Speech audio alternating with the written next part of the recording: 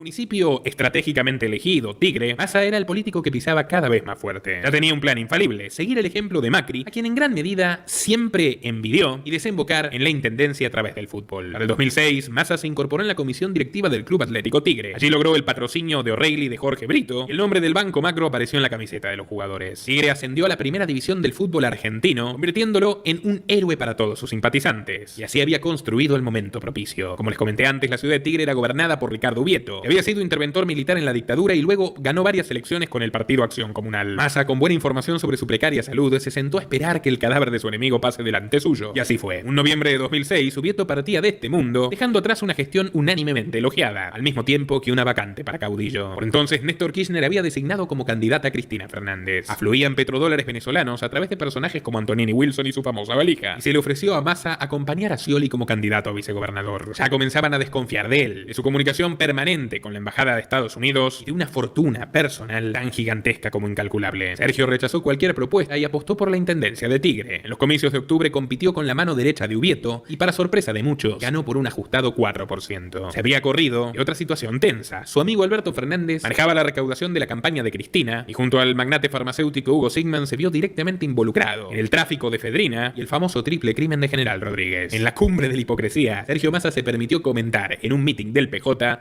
"Yo no ando en cosas turbias como ellos". Por aquellos tiempos, Barrio Nuevo, que ya estaba enfrentado con el kirchnerismo, brindó su versión de cómo había inaugurado la carrera estelar del flamante alcalde, que con 35 años parecía llevarse al mundo por delante. Cito: "Hace un tiempo este chico vino a verme a la playa manejando el Ford Escort negro del papá, descapotable, bien de Tano. Al viejo lo conocemos todos en San Martín por hacer la guita con obras municipales. Lo acompañaba Keck, al que después mi germu metió en trabajo y lo encausaron por Gil. Yo fui clarito con los dos. En mi tropa tengo todos los indios que quiero. Me hacen falta un par de tipos que puedan ponerse saco y corbata". 2 años después, el pendejo era diputado provincial y atendía solito en La Calecita, ese restaurante que queda en Panamericana y General Paz. Le dije que se busque otro patio para jugar, y menos mal, porque si te das la vuelta, te empoma. Ahora es intendente. Sí, mañana va a ser gobernador y pasado presidente. La tiene demasiado clara. Y si bien las cosas no se dieron tal y como profetizó el sindicalista, lo cierto es que apenas 6 meses después de jurar en Tigre, Massa pedía licencia para asumir su nueva responsabilidad, ni más ni menos que la jefatura de gabinete de Cristina Kirchner. Pero entonces se preguntarán cómo diablos sucedió esto. Bueno, primero debemos aclarar que pese a su campaña, teñida de sangre, espolvoreada con efedrina y tapizada por dólares caribeños, Cristina todavía levantaba un discurso europeo, protocivilizado, comparándose a sí misma con Angela Merkel y diciendo que su ejemplo era Alemania y no Cuba. Reminiscencias de aquella senadora coqueta que años antes se burlaba del anhelo comunista de hacer flamear un trapo rojo en lugar de una bandera argentina. Poco antes de ser presidente, Cristina, por intermedio de Manzano, había logrado que la reciban en Estados Unidos. ¿Quién? Bueno, el presidente del Comité de Relaciones Exteriores del Senado, un tal Joe Biden. Ella no se sentía cómoda acompañando a Néstor a fundirse en un abrazo sudoroso con Chávez y Lula. Ella siempre quiso ser respetada en New York, en Harvard, no en La Matanza. La revancha nunca concretada de su complejo de clase. Pero las cosas le salieron torcidas, todas, absolutamente todas. Ante todo, Kirchner manejaba el Estado como si jamás se hubiera ido de la Casa Rosada, porque en rigor jamás se fue. Lo del doble comando era más bien un mito. La relación con el grupo Clarín, que ella siempre miró con recelo, acababa de romperse. Kirchner les bloqueó la compra del duopolio telefónico Telecom. Acto seguido, con el gigante de la prensa en contra, su ministro de Economía, Deporte Europeo, Martín Lustó, tuvo la prístina idea de asaltar todavía más al campo, con la famosa resolución 125, subiendo las retenciones a las exportaciones de soja del 35% a la bestialidad del 48%. Massa, hábil en el arte de la intriga palaciega, se tomó la libertad de telefonear a Cristina para prevenirla de que no avale la medida, salteándose a Néstor y Alberto Fernández. Ella, frustrada por su escaso poder real, tomó el gesto del tigrense como una caricia a su ego, aunque de todas formas avanzó con la embestida. Luego ocurrió lo que todos los argentinos recordamos: el merecidísimo paro agropecuario, tractores cortando rutas, piqueteros kirchneristas golpeando a los manifestantes y el voto no positivo del vicepresidente Cobos, un radical mendocino que Cristina aspiraba a tener de adorno para su coalición disque socialdemócrata. Un Kirchner enfurecido que acusaba a Magneto de la conjura tomó varias decisiones en caliente. Echó a Fernández de la jefatura de gabinete, convencido de que respondía más a los yanquis que a sus propias órdenes, reforzó el rol del Lampón Moreno en el área económica, dio sus estocadas finales para quedarse con el control total del Partido Justicialista y empezó a preparar su propia candidatura para 2011, en medio de una espesa crisis matrimonial con la doctora, a la que veía como un experimento fallido. Fue así que Cristina, también ofuscada, se encaprichó con designar a Massa como reemplazo de Alberto, uno de los pocos actos de rebeldía frente al despiadado patriarcado de su marido. Llegó a decirle entre lágrimas, tras una noche de intensa discusión en Olivos, que estaba dispuesta a renunciar y dejarle el gobierno a Cobos, que él la había metido en una trampa ratonera y que no toleraría que la sigan ninguneando. Más allá del carácter banal de la amenaza, 2 días después, el advenedizo Masita estrenaba la oficina contigua al despacho presidencial. Su plan había salido mejor y más rápido de lo que esperaba. Muchos empresarios se entusiasmaron, leyendo su designación como una gran oportunidad para saltearse al matón de Moreno y canalizar sus reclamos ante una administración cada vez más tóxica. O'Reilly, que pasaba más tiempo en la Casa Rosada que los propios Kirchner, multiplicó su facturación hasta límites insospechados, y borracho de poder, formó un equipo de conspiradores habituales para multiplicar el poder del jefe. Además de los laderos de siempre, sumó a Alberto Fernández, rápidamente reciclado como lobista, a Juan Manuel Aval Medina, el vicejefe de gabinete de Massa, y a Amado Boudou, que lo había sucedido en Lancés. Massa les comunicó que una de sus prioridades era normalizar el INDEC, organismo encargado de mentir sobre la inflación, intervenido a la fuerza por Moreno, a quien se proponía expulsar. Pero Néstor Kirchner se enteró de sus primeros movimientos, abortando el plan antes de que Massa pudiese pestañear. Moreno representaba buena parte del propio espíritu de Kirchner: violencia, sometimiento y pasión por meter la mano en las finanzas ajenas. Massa comenzó a sentirse agobiado por la presión de Kirchner, que lo llamaba 14 veces por día, irrumpiendo intempestivamente en su oficina e insinuándole que seguramente se había enamorado de su mejor amiga, en referencia a la flamante embajadora que envió Obama, Vilma Socorro Martínez. Como verán más adelante, su paranoia estaba bastante bien fundamentada. Por entonces, Massa comenzó a sentirse impotente por primera vez en su vida política. Fumaba como un escuarzo, sus ataques repentinos de risa nerviosa eran el hazmerreír de todo el gabinete. Diariamente observaba cómo Néstor ejercía las funciones que le correspondían a él, coordinando a ministros y gobernadores, y su único consuelo era el florecimiento de sus negocios propios. De la mano de O'Reilly y compañía, la morfología de Tigre se transformó radicalmente a la amargura de los ambientalistas. Esta es una foto satelital del partido en 2007 y esta otra en 2013. Los resultados de la gestión masista. Las consecuencias ecológicas de la quintuplicación de los countries acuáticos fueron bastante significativas, desde las invasiones de carpinchos hasta la proliferación del dengue y las inundaciones en barrios pobres. El caso es que O'Reilly, cansado de ganar tanto dinero si cabe, comenzó a soñar en grande. Le vendió a Massa una idea para promocionarse a él mismo y simultáneamente calmar a Kirchner. El plan era quitarse de encima al arzobispo de Buenos Aires, Jorge Mario Bergoglio, por entonces su mayor enemigo. El actual Papa Francisco distaba mucho del perfil de progre globalista que lo hizo mundialmente conocido. Si bien comenzaba a proyectar dicha imagen de puertas afuera, en lo referente a la Argentina era un cardenal serio, de gesto adusto, bastante conservador y adversario del gobierno, que le endilgaba con buenas razones su pasado como colaboracionista de la atroz dictadura militar. Massa maniobró con Jaime Estiuso, oscuro fontanero de los servicios de inteligencia, para pincharle los teléfonos al cardenal. También lo hizo seguir y se sirvió de la histórica rivalidad entre el Opus Dei y los jesuitas para deteriorar su posición en el clero, intentando forzar su reemplazo por el obispo platense Héctor Aguer, o en el peor de los casos, el de Zárate, Oscar Sarlinga. O'Reilly, a su vez, aspiraba a que lo designen embajador ante la Santa Sede. El propio Sarlinga relataría que la operación se frustró porque intervino un tercer sector, la izquierda del gobierno de Cristina Kirchner, que se ofuscó porque el plan para sacar a Bergoglio se iba a llevar adelante sin su ayuda y los laureles serían para Massa y O'Reilly. El canciller Tayana, ex Montonero, y su secretario de culto Guillermo Oliveri le soplaron a Bergoglio el proyecto de Massa, que incluía la difusión de material clasificado sobre su sangriento papel durante los años de plomo y las pruebas de su encubrimiento al pederasta Grassi. Todo formaría parte de un despliegue diplomático en pleno Vaticano, donde muy posiblemente conseguirían el visto bueno de Benedicto XVI. El arzobispo porteño no vaciló en jugar más rápido que ellos, y a través del nuncio apostólico le hizo llegar al entonces Papa un abultado informe de los negocios turbios de estos dos personajes. También le entregó una copia en mano a Moreno, cuya esposa, escribana y la mano derecha de Devido en el saqueo kirchnerista, lo conocía desde los tiempos en que ambos coincidieron en la organización derechista Guardia de Hierro. Desde entonces Massa comenzó a ser chantajeado por sus adversarios internos, y Bergoglio no le perdonaría nunca su conjura contra él. Hasta el día de hoy opera abiertamente contra Massa. La ruptura del Papa con el Frente de Todos se produjo precisamente cuando nuestro protagonista se convirtió en ministro de Economía. Años antes le bajó el pulgar a María Eugenia Vidal, después de haberla respaldado en las elecciones bonaerenses precisamente por pactar con Sergio. Y en la actualidad, Francisco maniobra a su esbirro Grabois a fin de fracturar la coalición peronista si Massa es el candidato, siendo su principal obstáculo en el espectro peronista. Papa Francisco se ha convertido en un cáncer con el que lucha desde hace más de una década, y Manzano, amigo de ambos, no logró hacer absolutamente nada para sanar la relación. Massa, fatigado, tenía que soportar que Kirchner lo humille hasta en los partidos de fútbol que organizaba los viernes en la Quinta de Olivos, donde lo bailaban una y otra vez pese a ser el más joven. Él mismo se encargó de filtrar a Infobae que Kirchner le parecía un sujeto tan maligno como infantil, que lo había tomado de punto y que siempre lo anotaba en el equipo contrario para gritarle los goles a la cara. Su mayor satisfacción en aquella época, a comienzos de 2009, fue constatar que la inteligencia estadounidense ya lo consideraba su enlace favorito en territorio nacional. La instalación del narcotráfico en el conurbano bonaerense se desplazó de la zona sur a la zona norte, con la clásica complicidad indispensable de la DEA para este tipo de maniobras. Junio de 2009, el poderosísimo Bill Clinton visitó la Argentina para presentar su fundación en el Hotel Hilton. A la salida del evento, Cristina y su esposo lo agasajaron en un elegante restaurante de Recoleta. No sorprende que a 2 sillas de Bill se haya sentado Sergio Massa, cuya presencia solicitó el mismísimo agasajado junto a la de sus fieles contribuyentes vernáculos: Matías Garfunkel, Gerardo Bertain, Chupete Manzano y Eduardo Urnequian. Días antes acababa de desembarcar en Tigre el ex vicepresidente de Clinton, Al Gore, y junto a él Juan Verde, quien años más tarde sería el jefe de campaña para la reelección de Obama. En aquella reunión, Al Gore, Verde, Vila y Manzano instigaron a Massa para emanciparse de los K y lanzar su propia carrera. Ya leían debilidad en el kirchnerato, que comenzaba a radicalizarse de la mano de los petrodólares chavistas. Detalle de color, Massa ya se definía en los reportajes como un hombre de centro que dotaba de pragmatismo a Cristina, mientras jugaba con un muñequito de Obama en su escritorio y declaraba su profunda admiración por él. Pero como les contará a continuación, el columnista Juan Pablo, la suerte dejaría de sonreírle. Adelante.